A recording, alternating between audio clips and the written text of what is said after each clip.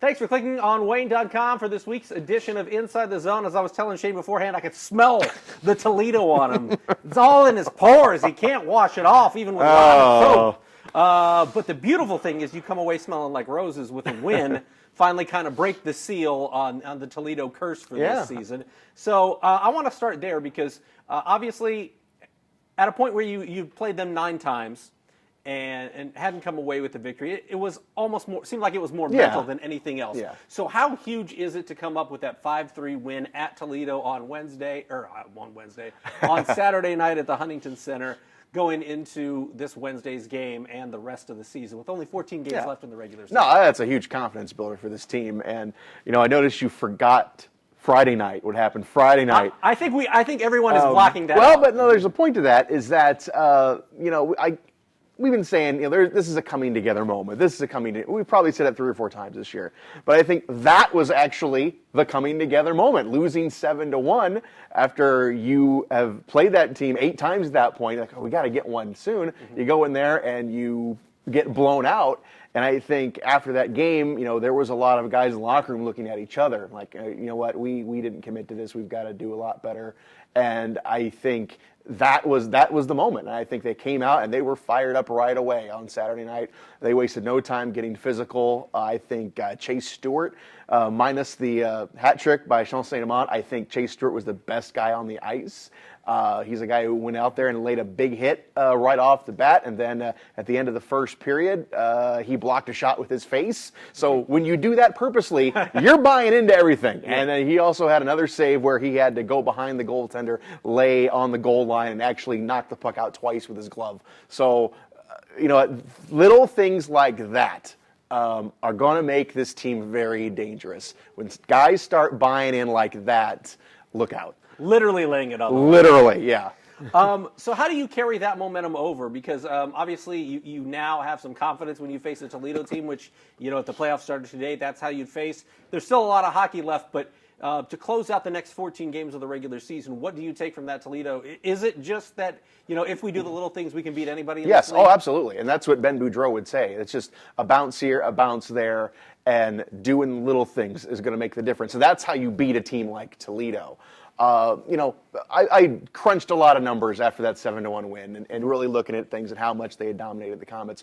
But the biggest thing is for Toledo is that their lineup has been constant. It has been consistent. The top 3 guys on that team, Hensick, Berschbach, and Kessner, they've been together the entire season. I think they've missed maybe 1 or 2 games. But there's the difference. Mm-hmm. And you put Sean St. Amant back in that lineup. Could you imagine if St. Amant had not missed those 32 games and you could keep Brady Shaw and Brett McKenzie or A.J. Jenks all together for 54 games?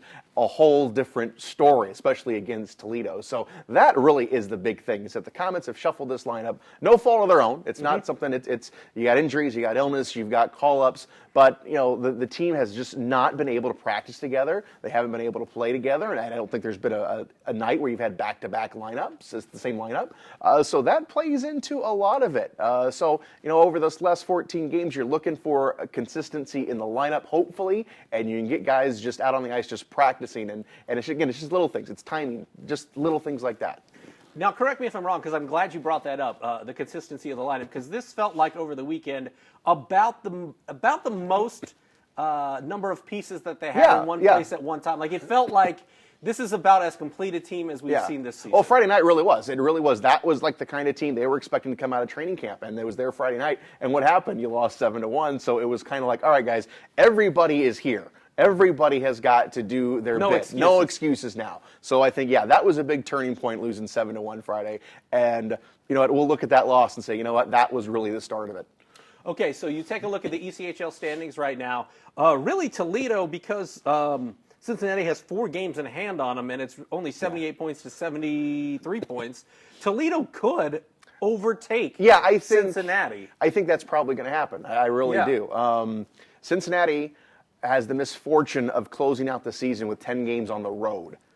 Their last home game is going to be March 7th. They will not see the home ice until playoffs. Wow. And then you have Toledo, who is back end of their schedule. They've got 9 home games, and like you mentioned, a few at hand as well. So they're holding all the cards. And you know what? If you're the Comets, that's not a bad thing. If you stay in that 3rd spot, you get Cincinnati in the first round. And you know what? If Cincinnati slides a little bit, you might still be able to jump up into 2nd place and get home ice advantage. So the Comets, they got 9 games at home to close out the regular season. So yeah, it seems like it's so close, but it is really far away when there's still 32, some have 40 points still available to them. When you take a look at Cincinnati, who you'll be playing this week, Friday at Cincinnati, it seems like historically the Comets have played well at Cincinnati, 2-1 against the Cyclones so far this season. Because of the way that things could, this is a team that whether you would play them in the first round or the second round, if you were to get that far and they were to get that far, a possible matchup in the postseason.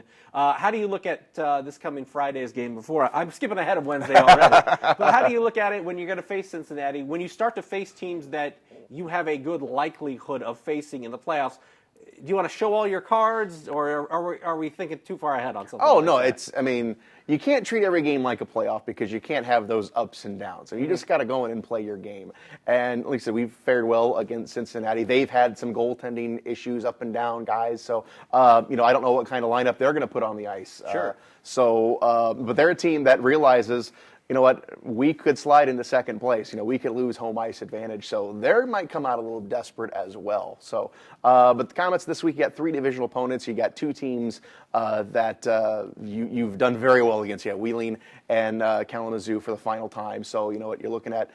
They're just looking at points, and right there, and really this week is 3 winnable games. Okay, now, a couple weeks ago when we went into the month of February, we were talking about how this was kind of a make or break month for the Comets. In retrospect, did they make, did they break, did they push? What is it? I think it was a push. I really think it was. There were some bright moments, but there was also some down moments as well. So when you look at March, now we can look ahead at the whole month, and the Comets are going to spend a lot of time in the division again. They go outside of the division 4 times in the month of March. Everything else is within the division, and you got a lot of games at home. So now we can just say, hey, you know what? March is now the make or break month. Yeah, and as you mentioned, 9 of the last 14 are at home. It starts Wednesday night against Wheeling, a team that the Comets have had a lot of success against this year. I think 5-1-1 against Wheeling this year. Of course, we all like to see the Comets win, but like to see Blake Siebenaler play well, a hometown guy. Maybe we'll see him in a Comets uniform in the future. Who knows? That would be awesome from our media perspective. But Wednesday, how do you look to carry that momentum over, and what are you looking for from the Comets this Wednesday against Wheeling that says, okay, just because it isn't Toledo or it isn't Cincinnati, like this is a team that we need to win against, that we need to make hay against? Well, they're desperate. They got blown out yesterday in Toledo 6-0. I think we may have upset the Walleye a little bit. They took it out on the Wheeling Nailers yesterday. But no, this is a team. Wheeling's desperate now. They have fallen back. It looked like a few weeks ago that they were able to get into the playoffs. But now, they have got to. If they lose maybe a couple more games, maybe they're out of it. They lost 3. They've lost 7 out of their last 10. The Comets have won 7 out of their last 10. So you use the cliche, a trap game. You know what? So you can't do that. They actually got a very good goaltender just sent down from Pittsburgh. So I would expect he would be in the net, even though he got blown up a little bit yesterday. But he's a very good goaltender. So I'm sure it is going to be preached. Do not look forward to Friday night. Take care of business on Wednesday. Okay, so we talked a lot about the team and a lot about the trends. I want to talk about some individual guys. Sean Sidlowski's been playing very well on the road. He has the ECHL leading 12-game point streak on the road. Yeah. What is it about? Obviously, he's a veteran. He's a captain. He's been around the block. What is it that allows him to play well on the road? Because when you take a look at in the history of the Comets, some of the best guys have played well on the road. I think of like Nick Boucher. When you put him and go on the road, it felt like he was going to win that game, especially when it came to a road game in the postseason. You put Boucher in there, I don't know what it is about playing away from Fort Wayne, but he was money. Sean is kind of developing that reputation as well, as he's the road warrior on this team. So what is it that allows him to have that kind of success when he's playing in someone else's barn? Well, I think it's just pure happenstance. You have to see who's in the lineup that night, and that's might be. That's true. He may be most impacted by who's around him. Exactly. And a guy like Sedlowski, who is a great finisher, you got to have guys feeding him the puck. So no, I mean, it's just gonna. I don't think it's any one building or another, but I think it's just who's on the ice, and I think they've just had better matchups on the road.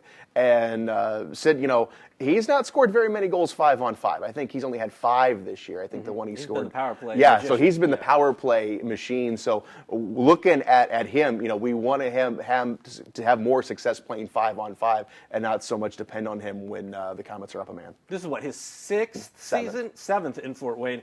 Have you seen an evolution of him as a player? Because I think we've seen it. When he came here, I felt like he was more of a scorer. Then for 1 year, he was throwing down the gloves. And now he's almost more of a distributor who can score. Yeah. How have you seen his game evolve, and what is it like to be able to, because there isn't a lot of continuity in this league from year to year to year for the guys like it used to be. Yeah, he's one of the few. IHL. So what is it like for a guy like you to have seen kind of his game evolve and see him play different roles in different years? It's funny, I had a conversation with somebody, you talk about, you bring a guy in for 2 or 3, 4 or 5 games or whatever, he doesn't impress and you get rid of him. Sean Sedlowski was sent to us from Buffalo initially, so we were stuck with him. And you know what? I don't think he scored his first goal till January of that first year. Wow. So there was an instance where you could have said this guy isn't working out. This we need need to move on. We need to do something, and it very easily could have happened.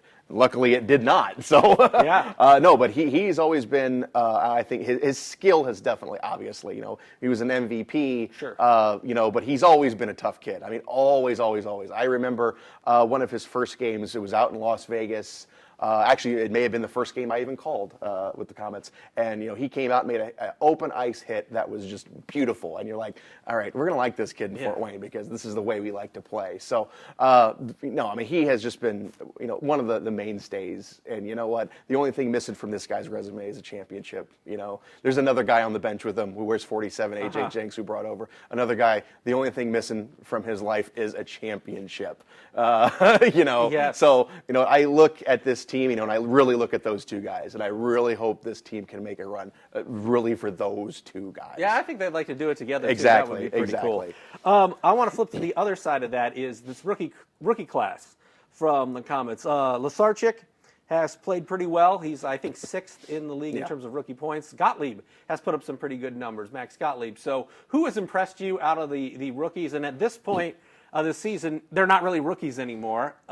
They are, but they aren't because the postseason experience. But what's impressed you from these rookies? Who are some of the guys that have really caught your eye now that they've had 3/4 of this regular season to do it? Well, it's funny when I hear the word rookie on this team. I guess that's true because you can be much older. But. Well, yeah, and that's the thing. When you hear rookie, you think young guy, which Alan Lasarchik and Max Gottlieb are. They're in their early 20s, but Matt Bowdens is technically a rookie. He's 25 years old. We brought in Adam Henry last week, a defenseman who looked good in the first couple of games that he played. He's 25 years old. Steve Bayless is 25 years old. They're all technically rookies, but not really. They have played an awful lot of hockey. So when I hear, this team's inexperienced and things like that, certainly is not true because those older rookies have probably seen more ice time than some of the guys who turned pro right out of juniors. So right, so I don't like that using that term rookie on this team because really not outside of really those two guys you mentioned. So no, I mean these guys have seen a lot of action, so you can't really put that tag on a lot of them. Okay, so Brady Shaw's been fantastic this season.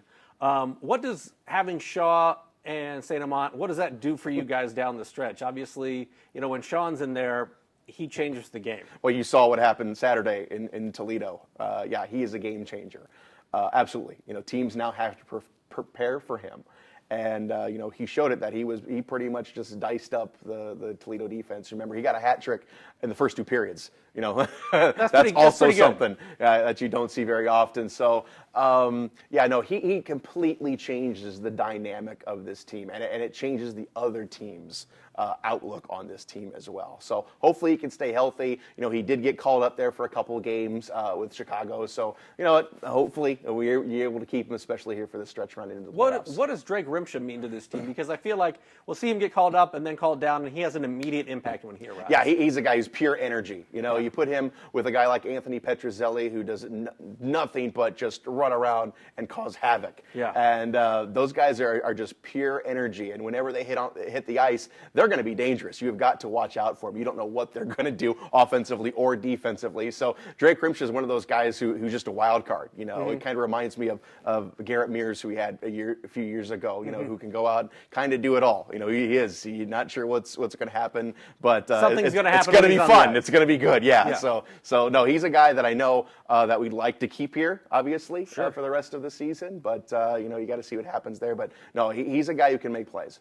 Final question, just to wrap it all up. 14 games left in the regular season. What's the one X factor or the one thing that you think will decide the way the Comets roll into the postseason? It's just the consistency of the lineup. If somehow this team, over the next 14 games, can have maybe just one or two guys, difference in every night, you actually can have 2, 3 lines, actually playing and practicing. That is going to be the difference, because really that has really changed things. I just go back to that Toledo example, that they have not gone through as many players as the Comets, and they've been able to keep their lines consistent, and that just little things like that will make a big difference. So if we can get everybody here that's supposed to be here, and guys stay healthy, this team is going to be really tough to beat and going to be fun to watch here down the stretch. All right, so we're going to have it all wrapped up for you next Monday right here on Inside the Zone. He's Shane. I'm Glenn. We'll see you next week.